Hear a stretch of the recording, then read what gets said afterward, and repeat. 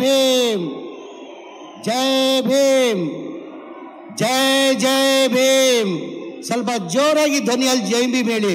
ತಮಗೆಲ್ಲ ಗೊತ್ತೇ ಇದ್ದಂಗೆ 2014 ಕೇಂದ್ರದಲ್ಲಿ BJP ಸರ್ಕಾರ ಬಂದಾದ್ಮೇಲೆ ನಮ್ಮವರು ಒಬ್ಬರು ನಮ್ಮ ರಾಜ್ಯದವರು ಕೇಂದ್ರದಲ್ಲಿ ಮಂತ್ರಿ ಆಗಿದ್ರು, ಅನಂತ್ ಕುಮಾರ್ ಹೆಗಡೆ ಅವರು. ಅವ್ರು ಏನಂದ್ರು, ನಾವು BJP ಸರ್ಕಾರ ಬಂದಿರೋದೇ ಸಂವಿಧಾನ ಬದಲಾವಣೆ ಮಾಡೋಕ್ಕೆ. ಇವತ್ತು ಬಾಬಾ ಸಾಹೇಬ್ ಅಂಬೇಡ್ಕರ್ ಸಂವಿಧಾನ ಕೊಟ್ಟಿಲ್ಲ ಅಂದರೆ ನೀವು ಅಲ್ಲಿ ಕೂರೋಕ್ಕಾಗ್ತಾ ಇಲ್ಲ, ನಾನು ಇಲ್ಲಿ ಮಂತ್ರಿಯಾಗಿ ನಿಲ್ಲಕ್ಕೆ ಸಾಧ್ಯ ಆಗ್ತಾ ಇಲ್ಲ. ಬಾಬಾ ಸಾಹೇಬ್ ಅಂಬೇಡ್ಕರ್ ಸಂವಿಧಾನ ಕೊಟ್ಟಿದ್ದ ಕಾರಣಕ್ಕೆ ನೀವು ಅಲ್ಲಿ ಕೂತಿದ್ದೀರಾ, ನಾವು ಈ ಕಾರ್ಯಕ್ರಮ ಮಾಡ್ತಾ ಇದ್ದೀವಿ, ನಾನು ಇಲ್ಲಿ ನಿಂತಿದ್ದೀನಿ. ಹಾಗಾಗಿ ನಮ್ಮ ಕರ್ತವ್ಯ ಧರ್ಮ ಆಗ್ತಾ ತಾನೆ ಜೋರಾಗಿ ಜೈ ಭೀಮ್ ಹೇಳೋದು. ಜೈ ಭೀಮ್, ಜೈ ಭೀಮ್, ಜೈ ಜೈ ಭೀಮ್. ವೇದಿಕೆ ಮೇಲೆ ಆಸೀನರಿರುವ ನಮ್ಮ ಪಕ್ಷದ ಮುಖಂಡರು, ಈ ರಾಜ್ಯದ ಮುಖ್ಯಮಂತ್ರಿಗಳಾದಂಥ ಮನೆ ಸಿದ್ದರಾಮಯ್ಯ ಸಾಹೇಬ್ರೆ, ಇನ್ನೊಬ್ಬರು ಆತ್ಮೀಯರು ಸಚಿವರಾದಂಥ ಶರಣ್ ಪ್ರಕಾಶ್ ಪಾಟೀಲ್ ಅವರೇ, ಆತ್ಮೀಯ ಸ್ನೇಹಿತರು ಕೊಪ್ಪಳ ಜಿಲ್ಲಾ ಉಸ್ತುವಾರಿ ಮಂತ್ರಿ ಆದಂಥ ಶಿವರಾಜ್ ತಂಗಡಿ ಅವರೇ, ಹಿರಿಯರು ಆತ್ಮೀಯರು, ನನ್ನ ಅಣ್ಣ ಆದಂಥ ಮಾಜಿ ಮಂತ್ರಿಗಳಾದಂಥ ಬಸವರಾಜ್ ರಾಯರೆಡ್ಡಿ ಅವರೇ, ಇನ್ನೊಬ್ಬರು ಆತ್ಮೀಯರು ಮಾಜಿ ಮಂತ್ರಿಗಳಾದಂಥ HM ರೇವಣ್ಣ ಅವರೇ, ಆತ್ಮೀಯ ಸ್ನೇಹಿತರು ಶಾಸಕರಾದಂಥ ಅಜಯ್ ಸಿಂಗ್ ಅವರೇ, ನನ್ನ ಆತ್ಮೀಯ ಸ್ನೇಹಿತ ತಮ್ಮ ಆದಂಥ ಶಾಸಕರಾದಂಥ ರಾಘವೇಂದರ್ ಹೆತ್ನಾಲ್ ಅವರೇ, ಇನ್ನೊಬ್ಬರು ಆತ್ಮೀಯರಾದಂಥ ಅಮರೇಗೌಡ ಬಯ್ಯಾಪುರ್ ಅವರೇ, ಕರಡಿ ಸಂಗಣ್ಣ ಅವರೇ, ಅಮ್ಜದ್ ಪಾಟೀಲ್ ಅವರೇ, ರಾಜಾ ಸಾಬ್ ಅವರೇ, ವೇದಿಕೆ ಮೇಲೆ ಆಸೀನಿರುವ ಎಲ್ಲ ಆತ್ಮೀಯ ಸ್ನೇಹಿತರು, ಇಲ್ಲಿಂದ ಎಲ್ಲ ಆತ್ಮೀಯರೇ, ಇವತ್ತು ದಿನ ಕೊಪ್ಪಳ ಜಿಲ್ಲೆಯಲ್ಲಿ ಮಾನ್ಯ ಮುಖ್ಯಮಂತ್ರಿಗಳು ವಿವಿಧ ಕಾರ್ಯಕ್ರಮಕ್ಕೆ 2,000 ಕೋಟಿದಲ್ಲಿ ಇವತ್ತು ಗುದ್ಲಿ ಪೂಜೆನ ಹಮ್ಮಿಕೊಂಡಿದ್ದಾರೆ. BJP ಸ್ನೇಹಿತರು ಹೇಳ್ತಾ ಇರ್ತಾರೆ ಈ ಗ್ಯಾರಂಟಿಗಳ ಕೊಟ್ಟು ಸರ್ಕಾರ ದಿವಾಲಿ ಆಗಿದೆ ಅಂತ. ನಾನು BJP ಸ್ನೇಹಿತರಿಗೆ ಹೇಳಕ್ಕೆ ಬಯಸ್ತಾ ಇದ್ದೀನಿ, ಸಿದ್ದರಾಮಯ್ಯ ಅವರು ಮುಖ್ಯಮಂತ್ರಿಯಾಗಿ 2 ವರ್ಷದ 2 ತಿಂಗಳಲ್ಲಿ ನನ್ನ ಅನಿಸಿಕೆ ಎಲ್ಲ ಜಿಲ್ಲೆಗೆ ನಾನು ಸೇರಿ, ನಾನು ಬಳ್ಳಾರಿ ಜಿಲ್ಲೆಯಲ್ಲೂ 3 ತಿಂಗಳ ಹಿಂದೆ 1900 ಕೋಟಿ ರೂಪಾಯಿನ ಗುದ್ಲಿ ಪೂಜೆನ ಹಮ್ಮಿಕೊಂಡಿದ್ರು. ಅದ್ರ ಮೈಸೂರಲ್ಲಿ ಹೋದ ತಿಂಗಳಲ್ಲಿ 2 ತಿಂಗಳ ಹಿಂದೆ ಮೈಸೂರಲ್ಲಿ 1500 ಕೋಟಿ ಗುದ್ಲಿ ಪೂಜೆನ ಹಮ್ಮಿಕೊಂಡಿದ್ರು. ಈಚೀಚೆಗೆ ಹೋದ ತಿಂಗಳಲ್ಲಿ ಕೊನೆಯಲ್ಲಿ ನನ್ನ ಅನಿಸಿಕೆ ಗುಲ್ಬರ್ಗಾದಲ್ಲಿ 1200 ಕೋಟಿಯನ್ನ ಗುದ್ಲಿ ಪೂಜೆನ ಹಮ್ಮಿಕೊಂಡಿದ್ರು. ಇಡೀ ರಾಜ್ಯದಲ್ಲಿ ಪ್ರತಿ ತಿಂಗಳಲ್ಲಿ 2 ಜಿಲ್ಲೆಗೆ ಮಾತ್ರ ಮಾನ್ಯ ಸಿದ್ದರಾಮಯ್ಯ ಅವರು ಕಾರ್ಯಕ್ರಮನ ಹಮ್ಮಿಕೊಂಡಿದ್ದಾರೆ.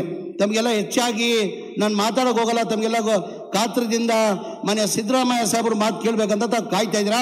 5 ನಿಮಿಷದಲ್ಲಿ ನನ್ನ ಮಾತನ್ನು ಮುಗಿಸ್ತಾ ಇದ್ದೀನಿ. ಯಾಕಂದರೆ ಈ ಭಾಳ ಕಡಿಮೆ ಈ ಥರ ಜನಸಾಗರದಲ್ಲಿ ನಮ್ಗೆ ಮಾತಾಡೋಕೆ ಅವಕಾಶ ಸಿಕ್ಕಿರೋದೇ ನಮ್ಮ ಸೌಭಾಗ್ಯ ಅನಿಸ್ತಾ ಇದೆ. ತಮಗೆಲ್ಲ ಗೊತ್ತೇ ಇದ್ದಂಗೆ 2023 ಚುನಾವಣೆಯಲ್ಲಿ ನಮ್ಮ ಸರ್ಕಾರ ಚುನಾವಣೆಗಿಂತ ಮುಂಚೆ 5 ಗ್ಯಾರಂಟಿಯನ್ನು ನಾವು ಘೋಷಣೆ ಮಾಡಿದ್ವಿ. ನಮ್ಮ ಸರ್ಕಾರ ಬಂದರೆ ನಾವು 5 ಗ್ಯಾರಂಟಿಯನ್ನು ಕೊಡ್ತೀವಂತ ನಾವು ಘೋಷಣೆ ಮಾಡಿದ್ವಿ. ಆ ನಿರೀಕ್ಷೆ ಕೊಂಡು ಜನ ನಂಬಿ ನಮ್ಮ 140 ಸೀಟ್ ಗೆದ್ದು ನಮ್ಮ ಸರ್ಕಾರ ಬಂತು. ನಮ್ಮ ಸರ್ಕಾರ ಬಂದಾದ್ಮೇಲೆ ಮನೆ ವಿರೋಧ ಪಕ್ಷದವರು ಏನಂತ ಹೇಳಿದ್ರು, ಇದು ಗ್ಯಾರಂಟಿಗಳು ಘೋಷಣೆ ಮಾಡಿರೋದು ಬರೀ ರಾಜಕೀಯ ಭಾಷಣ ಮಾಡಿದ್ದಾರೆ, ಈ ಗ್ಯಾರಂಟಿಗಳು ಕೊಡೋಕ್ಕೆ ಸಾಧ್ಯ ಆಗಲ್ಲ, ಈ ಗ್ಯಾರಂಟಿಗಳು ಕೊಡಬೇಕಾದ್ರೆ ಕನಿಷ್ಠ 55ರಿಂದ 60 ಸಾವಿರ ಕೋಟಿ ಆಗ್ತದೆ, ಈ ಗ್ಯಾರಂಟಿಗಳು ಲಾಗು ಆಗಲ್ಲ ಅಂದರು. ಮನೆ ಸಿದ್ದರಾಮಯ್ಯ ಅವರು ಮುಖ್ಯಮಂತ್ರಿ ಆಗಿ 1 ತಿಂಗಳಲ್ಲಿ ಈ 5 ಗ್ಯಾರಂಟಿಯನ್ನು ಲಾಗು ಮಾಡಿರೋದು ತಮಗೆಲ್ಲ ಗೊತ್ತಿರೋದು ವಿಚಾರ. ಅದ್ರ ಜೊತೆಯಲ್ಲಿ 6ನೇ ಗ್ಯಾರಂಟಿ ಅಂತ ನಾನು ಹೇಳ್ತೀನಿ. ಚುನಾವಣೆ ಟೈಮಲ್ಲಿ ನಾವು ಘೋಷಣೆ ಮಾಡಿರಲಿಲ್ಲ ಈ ಮನೆಗಳು ಫ್ರೀ ಕೊಡ್ತೀನಿ ಅಂದಮೇಲೆ. ಹಿಂದಿನ ಸರ್ಕಾರದಲ್ಲಿ ಸಿದ್ದರಾಮಯ್ಯ ಸಾಹೇಬ್ರೆ ಮುಖ್ಯಮಂತ್ರಿ ಇರುವಾಗ 1,80,253 ಮನೆ 2013ರಿಂದ ಹಿಡ್ಕೊಂಡು 2018ವರೆಗೂ ಸ್ಲಮ್ ಬೋರ್ಡ್ಗೆ 1,80,253 ಮನೆಗಳು ಸ್ಯಾಂಕ್ಷನ್ ಮಾಡಿದರು. ಅದೇ ಥರ ರಾಜೀವ್ ಗಾಂಧಿ HP ಸ್ಕೀಮ್ ಅಂತ ಹೇಳ್ಬಿಟ್ಟು 47,860 ಮನೆಗಳು ಸ್ಯಾಂಕ್ಷನ್ ಮಾಡಿದರು. ಒಟ್ಟಾಗಿ 2,30,000 ಮನೆಗಳು ಹಿಂದಿನ ಸರ್ಕಾರದಲ್ಲಿ ಸಿದ್ದರಾಮಯ್ಯ ಸಾಹೇಬ್ರ ಮುಖ್ಯಮಂತ್ರಿ ಇರುವಾಗ ಸ್ಯಾಂಕ್ಷನ್ ಮಾಡಿದವು. ಅದಾದಮೇಲೆ ಸಮ್ಮಿಶ್ರ ಸರ್ಕಾರ ಬಂತು, ಕುಮಾರಸ್ವಾಮಿ ಅವರು ಮುಖ್ಯಮಂತ್ರಿ ಆದರು, 1 ಮನೆ ಸ್ಯಾಂಕ್ಷನ್ ಮಾಡಿಲ್ಲ. 4 ವರ್ಷ BJP ಸರ್ಕಾರ ಇತ್ತು, 1 ಮನೆಯೂ ಸ್ಯಾಂಕ್ಷನ್ ಮಾಡಿಲ್ಲ, 1 ಮನೆಯೂ ಕೊಡೋಕ್ಕೆ ಸಾಧ್ಯ ಆಗಿಲ್ಲ. ಕಾರಣ ಅಂದರೆ 1 ಮನೆ ಕಟ್ಟಬೇಕಾದ್ರೆ 7,500,000 ರೂಪಾಯಿ ಆಗ್ತದೆ. ಕೇಂದ್ರ ಸರ್ಕಾರದಿಂದ ಪ್ರಧಾನ ಮಂತ್ರಿ ಆವಾಸ್ ಯೋಜನಾ ಅಂತ ಹೇಳ್ಬಿಟ್ಟು 1.5 ಲಕ್ಷ ಕೊಡ್ತಾರೆ. ಅದಕ್ಕೆ ಮನೆ ಕಟ್ಟಕ್ಕೆ 18% GST ಹಾಕಿ 1,32,000 ರೂಪಾಯಿ ಹಿಂದೆ ತಗೊತಾರೆ. 1,32,000 ನಾಮಕೆ ವಾಸ್ತೆ ಮುಂದೆಯಿಂದ ಕೊಡ್ತಾರೆ, ಹಿಂದೆಯಿಂದ ವಾಪಸ್ ತಗೊಳ್ತಾರೆ. ಆ ಕಾರಣಕ್ಕೆ ಮನೆ ಕಟ್ಟಕ್ಕೆ ಸಾಧ್ಯ ಆಗ್ತಾ ಇಲ್ಲ. ಕೇಂದ್ರ ಸರ್ಕಾರದಿಂದ 1.5 ಲಕ್ಷ ಕೊಡ್ತಾ ಇದ್ರು, ನಮ್ಮ ರಾಜ್ಯ ಸರ್ಕಾರದಿಂದ 1.5 ಲಕ್ಷ. 7.5 ಲಕ್ಷದಲ್ಲಿ 3 ಲಕ್ಷ ಹೋದರೆ 4.5 ಲಕ್ಷ ಬೆನಿಫಿಷರಿ ಕಟ್ಟಬೇಕಾಗಿತ್ತು. ಟೋಟಲ್ ಬೆನಿಫಿಷರಿ 2,30,000 ಮನೆಗಳಿಗೆ 9,500 ಕೋಟಿ ಕಟ್ಟಬೇಕಾಗಿತ್ತು 8 ವರ್ಷದಲ್ಲಿ. ಬರೇ ಬೆನಿಫಿಷರಿ ಕಟ್ಟಿರೋದು ಬರೇ 300 ಕೋಟಿ. ಮನೆ ಮುಖ್ಯಮಂತ್ರಿಗಳು ನನ್ನ ಮೇಲೆ ವಿಶ್ವಾಸ ಇಟ್ಟು ನನ್ನ ವಸತಿ ಮಂತ್ರಿ ಮಾದಾದ ಮೇಲೆ ನನ್ನ ಗಮನಕ್ಕೆ ಬಂದಾದ್ಮೇಲೆ ನಾನು ಹೆಂಗಪ್ಪ ಮನೆ ಮುಖ್ಯಮಂತ್ರಿಗಳಿಗೆ ಹೋಗಿ ಹೇಳೋದು, ಏನಕ್ಕೆ ಗ್ಯಾರಂಟಿಗಳಿಗೆ 55ರಿಂದ 60,000 ಕೋಟಿ ಆಗ್ತದೆ, ಇದು 9,500 ಕೋಟಿ ಹೆಂಗೆ ಹೋಗಿ ಹೇಳೋದಂತ ಹೇಳ್ಬಿಟ್ಟು ಧೈರ್ಯ ಮಾಡಿ ಮನೆ ಮುಖ್ಯಮಂತ್ರಿ ಗಮನಕ್ಕೆ ತಂದೆ. ಸರ್, ಹಿಂದಿನ ಸರ್ಕಾರದಲ್ಲಿ ತಾವೇ ಮುಖ್ಯಮಂತ್ರಿ ಇರುವಾಗ ಈ ಮನೆಗಳು ಸ್ಯಾಂಕ್ಷನ್ ಮಾಡಿದ್ದು, ಅದಾದಮೇಲೆ ಒಂದು ಮನೆಯೂ ಕೊಡೋಕ್ಕೆ ಸಾಧ್ಯ ಆಗಿಲ್ಲ, ಒಂದು ಮನೆಯೂ ಸ್ಯಾಂಕ್ಷನ್ ಮಾಡಿಲ್ಲ.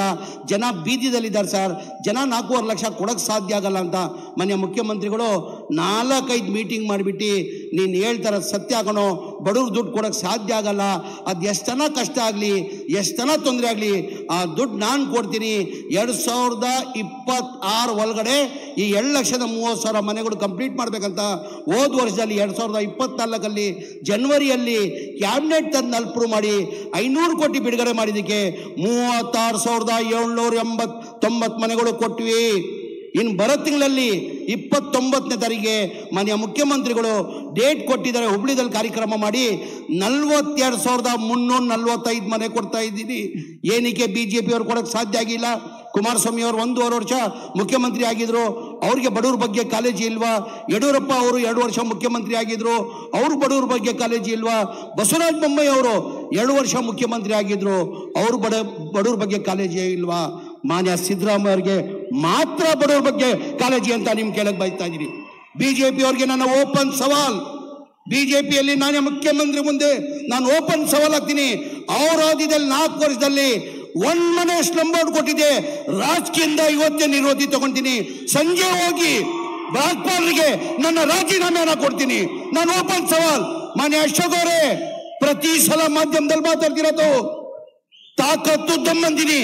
ಈಗ ನಾನು ಕೇಳ್ತೀನಿ, ನಾನು ವಸತಿ ಮಂತ್ರಿಯಾಗಿ ನಿಮ್ಗೆ ಕೇಳ್ತಾ ಇದ್ರಿ, ನಿಮ್ ತಾಕತ್ತು ದಮ್ಮಿದ್ರೆ ಇದು ಸಾಬೀತುಪಡಿಸಿ. 1 ಮನೆ ಏನಾರ BJP ಅವ್ರು ಕೊಟ್ಟಿದ್ರೆ ನಾನು ರಾಜಕೀಯದಿಂದ ನಿರೋಧಿ ತಗೊಂತೀನಿ. ಇವತ್ತು ಸಂಜೆನೆ ಹೋಗಿ ರಾಜ್ಪಾಲರಿಗೆ ನಾನು ರಾಜೀನಾಮೆ ಕೊಡ್ತೀನಿ. ಈ ಮಾತನ್ನ ಮನೆ ಮುಖ್ಯಮಂತ್ರಿ ಮುಂದೆ ಹೇಳ್ತಾ ಇರೋದು. ಏನಕ್ಕೆ ಬಡವ್ರ ಬಗ್ಗೆ ಸಿದ್ದರಾಮಯ್ಯ ಮಾತ್ರ ಕಾಳಜಿನ ಮಾತಾಡ್ತಿರ್ರಿ? ಏನ್ರಿ ಮಾಡಿದಿರ? ಯಾವತ್ತನ BJP ಅವರು ಯಾವತ್ತನ ಕಾಂಗ್ರೆಸ್ ಪಕ್ಷದ ಇತಿಹಾಸ ತಂದು ನೋಡಿ ನೀವು. ಕಾಂಗ್ರೆಸ್ ಪಕ್ಷ ಯಾವಾಗ ಚುನಾವಣೆ ಬರ್ತದೆ, ಜನಗಳು ಮುಂದೆ ಹೋದ್ರೆ ಸಾಧ್ಯನ ತೋರಿಸಿ ಮತ ಕೇಳ್ತಾರೆ. ನಾವ್ ಹಿಂಗ್ ಮಾಡಿದೀವಿ, ಮುಂದೆ ನಮ್ಮ ಸರ್ಕಾರ ಬಂದ್ರೆ ಹಿಂಗ್ ಮಾಡ್ತೀವಿ ಅಂತ ಯಾವತ್ತನ BJP ಅವರು ಸಾಧನೆ ಹೇಳಿದಾರ? ಬರೀ ಹಿಂದೂ ಮುಸಲ್ಮಾನ್ ಸಾಧನೆ 0.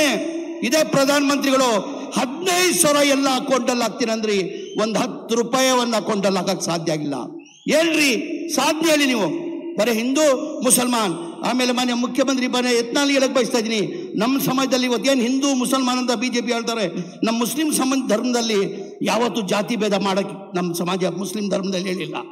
मजहब नहीं सिखाता आपस में बैर रखना. हिंदी है हम, हिंदुस्तान हमारा, सारे जहां से अच्छा हिंदुस्तान हमारा. ನಮ್ಮ ಇಸ್ಲಾಂ ಧರ್ಮ ನಮ್ಗೆ ಹೇಳ್ಕೊಟ್ಟಿರೋದು. BJP ರಂಗಲ್ಲ. ಇದೇ ಮಾನ್ಯ ಸಿದ್ದರಾಮಯ್ಯ ಅವರು 2013 ಮುಖ್ಯಮಂತ್ರಿ ಆಗಿದ್ರು. ಮೊದಲೇ ಬಾರಿ ಜನ ಬಹಳ ನಿರೀಕ್ಷೆ ಇಟ್ಟಿದ್ರು. 2008 BJP ಸರ್ಕಾರ ಬಂದಾದ್ಮೇಲೆ ನಾವು ಕಾಂಗ್ರೆಸ್ ಸರ್ಕಾರ ನೋಡಾಗಿದೆ, ಜನತಾದಳ ಸರ್ಕಾರ ನೋಡಾಗಿದೆ. ಈ BJP ಸರ್ಕಾರ ಇವರಿಬ್ಬರಿಗಿಂತ ಒಳ್ಳೆ ಅಭಿವೃದ್ಧಿ ಕೆಲಸ ಮಾಡ್ಬೋದು ಅಂತ ಜನ ನಿರೀಕ್ಷೆ ಇಟ್ಟು 2008 ಯಾವತ್ತು BJP ಇದುವರೆಗೂ BJPಗೆ ಕರ್ನಾಟಕ ಜನ ಮ್ಯಾಂಡೇಟ್ ಕೊಟ್ಟಿಲ್ಲ. 2010 ಕುಮಾರಸ್ವಾಮಿ ಅಧಿಕಾರ ಕೊಟ್ಟಿಲ್ಲ ಅಂತ ಕಾರಣಕ್ಕೆ 110 ಸೀಟ್ ಬಂತು. ಆಪರೇಷನ್ ಕಮಲ ಮಾಡಿ ಸರ್ಕಾರ ಮಾಡಿದ್ರು. ಜನ ಬಹಳಷ್ಟು ನಿರೀಕ್ಷೆ ಇಟ್ಟಿದ್ರು. ಈ BJP ಯಡಿಯೂರಪ್ಪ ಅವರು ಒಳ್ಳೆ ಸರ್ಕಾರ ಕೊಡಬಹುದಂತ. ಇದೇ ಯಡಿಯೂರಪ್ಪ ಅವರು ಕೌನ್ಸಿಲ್ ಉಗ್ರಪ್ಪ ಅವರು ಒಂದು ಪ್ರಶ್ನೆ ಕೇಳ್ತಾರೆ, ಸಾರ್ ರೈತರು ಕಷ್ಟದಲ್ಲಿದ್ದಾರೆ, ರೈತರು ಸಾಲನ ಮನ್ನಾ ಮಾಡಿ ಅಂತದಕ್ಕೆ ಏನು ಇದೆ ಯಡಿಯೂರಪ್ಪ ಅವರು? ರೈತರು ಸಾಲ ಮನ್ನಾ ಮಾಡೋಕ್ಕಾಗಲ್ಲ, ನಂತ ಪ್ರಿಂಟಿಂಗ್ ಮಿಷಿನ್ ನೋಟಿಲ್ಲ ಅಂದ್ರು. ಇವ್ರ ಬಡವ್ರ ಬಗ್ಗೆ ಕಾಳಜಿನ ಇದೇ ಸಿದ್ದರಾಮಯ್ಯ 2013 ಮುಖ್ಯಮಂತ್ರಿ ಆದ್ರು 9,000 ಕೋಟಿಯನ್ನ ರೈತರ ಸಾಲನ ಮನ್ನಾ ಮಾಡಿದ್ರು. ಅದು ಯಾವ ಮಿಷನ್ ಇದ್ದು ಸಿದ್ದರಾಮಯ್ಯ ಅವರು? ದಯಮಾಡಿದೆಲ್ಲ ಅರ್ಥ ಮಾಡ್ಕೊಳ್ಬೇಕಾಗ್ತದೆ. ಈ ಬರೇ ಮಾತು ಬಿಜೆಪಿ ಅವ್ರು ಸುಳ್ಳು ಮಾತು, ಸುಳ್ಳೆಲ್ಲ ನಾವು ಹುಟ್ಟಿದ್ರಂದ್ರೆ ಅವ್ರ ಮನೆಯಿಂದಲೇ ಚಾಲನೆ ಆಗಿರೋದು. ಬಿಜೆಪಿ ಅವ್ರ ಮನೆಯಿಂದಲೇ ಸುಳ್ಳು ಚಾಲನೆ ಆಗಿರೋದು. ದಯಮಾಡಿ ಅವ್ರನ್ನ ನಂಬಕ್ ಹೋಗ್ಬೇಡಿ. ಕಾಂಗ್ರೆಸ್ ಪಕ್ಷ ಒಂದೇ ಪಕ್ಷ. ಎಲ್ಲಾ ಸಮಾಜದ ವರ್ಗವ್ರಿಗೂ ಯಾವ್ದಾರ ಪಕ್ಷ ತಗೊಂಡಾಗ್ತಾ ಇದ್ರೆ ಅದು ಕಾಂಗ್ರೆಸ್ ಪಕ್ಷ ಅಂತ ಹೇಳಬೇಕಾಗಿದೆ. ನಮ್ಮ ನಾಯಕರಾದಂಥ ಸಿದ್ದರಾಮಯ್ಯ ಅವರು ಈ ಗ್ಯಾರಂಟಿಗಳಲ್ಲಿ ಇಷ್ಟೆಲ್ಲ ಯೋಜನೆಯನ್ನ ಕೊಡ್ತಾ ಇದ್ದಾರೆ. ತಾವೆಲ್ಲ ಅರ್ಥ ಮಾಡಬೇಕು. ಇದೇ ಬಿಜೆಪಿ ಅವ್ರಿಗೊಂದು ಮಾತು ಕೇಳಕ್ ಬಯಸ್ತಾ ಇದ್ದೀನಿ. ದಯಮಾಡಿ 5 ನಿಮಿಷ ಹೆಚ್ಚಾಗಿ ತಗೊಂಡಿದ್ದೀನಿ. ದಯಮಾಡಿ ತಪ್ಪಾಗಿ ಭಾವಿಸ್ಬಾರ್ದು. ಯಾಕಂದ್ರೆ ಈ ವಿಚಾರಗಳು ಹೇಳಲೇಬೇಕಾಗ್ತದೆ. ಇಂಥ ವೇದಿಕೆ ಅವಕಾಶ ನಮ್ಗೆ ಸಿಕ್ಕಲ್ಲ. ನಮಗೆ ಇದೇ ಸಿದ್ದರಾಮಯ್ಯ ಅವರು 2016ರಲ್ಲಿ ಬೆಂಗಳೂರಲ್ಲಿ ತಾವೆಲ್ಲ ನೋಡಿರ್ಬೋದು. ಬೆಂಗಳೂರು ಸಿಟಿ ಹೆಂಗಂತ ಅಲ್ಲಿ ಆಟೋ ಚಾಲಕರು, ಬೀಡಿ ವ್ಯಾಪಾರ ಮಾಡೋರು ಬಹಳ ಜನ ಇದ್ದಾರೆ. ಅವ್ರಿಗೂ ಒಂದು ಸ್ವಂತ ಮನೆ ಆಗಲಿ ಅಂತ ಮನೆ ಸಿದ್ದರಾಮಯ್ಯ ಅವರು 2016ರಲ್ಲಿ 1023 ಎಕರೆ ಜಾಗ ಕೊಟ್ಟರು. ಎಷ್ಟು? 1023 ಎಕರೆ ಜಾಗ ಕೊಟ್ಟರು. ಅವ್ರಿಗೆ ಕಡಿಮೆ ಇದ್ದಲ್ಲಿ ಒಂದು ಮನೆ ಮಾಡಿಕೊಡ್ಬೇಕು. ಆಟೋ ಚಾಲಕರಿದ್ದಾರೆ, ಬೀದಿ ವ್ಯಾಪಾರ ಮಾಡೋರು ಅಂತ ಹೇಳ್ಬಿಟ್ಟು 6,000 ನಿಗದಿ ಮಾಡಿದ್ರು. ಎಷ್ಟು? 6 ಲಕ್ಷಕ್ಕೆ ನಿಗದಿ ಮಾಡಿ ಒಂದು ಮನೆ ಆಗ್ಬೇಕು ಅವ್ರಿಗೆ. ಕೇಂದ್ರ ಸರ್ಕಾರದಿಂದ 1.5 ಲಕ್ಷ ಬರ್ತದೆ. ರಾಜ್ಯ ಸರ್ಕಾರದಿಂದ 2 ಲಕ್ಷ SC/ST ಕೊಡ್ತೀವಿ. ಬರೀ 2.5 ಲಕ್ಷ ಕೊಟ್ಟರೆ ಅವ್ರ ಮನೆ ಆಗ್ತದೆ ಅಂತ ಹೇಳ್ಬಿಟ್ಟು ಸಿದ್ದರಾಮಯ್ಯ ಸ್ಕೀಮನ್ನು ತಂದರು 2016ರಲ್ಲಿ. ಇದೇ ಬಿಜೆಪಿ ಸರ್ಕಾರ 2018ರಲ್ಲಿ ಸಮ್ಮಿಶ್ರ ಸರ್ಕಾರ ಬಂತು. ಬಿಜೆಪಿ ಸರ್ಕಾರದಲ್ಲಿ 2020ರಲ್ಲಿ ಮಾನ್ಯ ಬಸವರಾಜ ಬೊಮ್ಮಾಯಿ ಅವರು ರಿವ್ಯೂ ಮಾಡಿಬಿಟ್ಟು ಬಿಜೆಪಿ ಅವರು ಇದು ಅರ್ಥ ಮಾಡ್ಕೊಳ್ಬೇಕಾಗ್ತದೆ. ತಾವು ಬಡವ್ರ ಬಗ್ಗೆ ಎಷ್ಟು ಕಾಳಜಿ ಇಟ್ಕೊಂಡಿದ್ದೀರಿ ಅಂತ ಅರ್ಥ ಮಾಡ್ಕೊಳ್ಬೇಕಾಗ್ತದೆ. ಇದೇ ಬಸವರಾಜ ಬೊಮ್ಮಾಯಿ ಅವರು ಏನು ಸಿದ್ದರಾಮಯ್ಯ ಸಾಹೇಬರು 6 ಲಕ್ಷ ನಿಗದಿ ಮಾಡಿದ್ರು. ಇದೇ ಬಿಜೆಪಿ ಅವರು ಬಸವರಾಜ ಬೊಮ್ಮಾಯಿ ಬಂದು ಅದಕ್ಕೆ 11,20,000 ಮಾಡಿದ್ರು. ಡಬಲ್ ಅಮೌಂಟ್ ಮಾಡಿಬಿಟ್ರು. ಎಲ್ಲಿಂದ ಬಡವ್ರು ಕೊಡಕ್ಕೆ ಸಾಧ್ಯ? ಮನೆ ತಿರ್ಗಾ ಸಿದ್ದರಾಮಯ್ಯ ಸಾಹೇಬರು ಮುಖ್ಯಮಂತ್ರಿ ಆದಮೇಲೆ ನಾನು 6 ಲಕ್ಷಕ್ಕೆ ಮನೆ ಅಂತ ಫಿಕ್ಸ್ ಮಾಡಿದ್ರು. ಇವ್ರು ಬಿಜೆಪಿ ಅವರು 11,20,000 ಮಾಡಿದ್ದಾರೆ.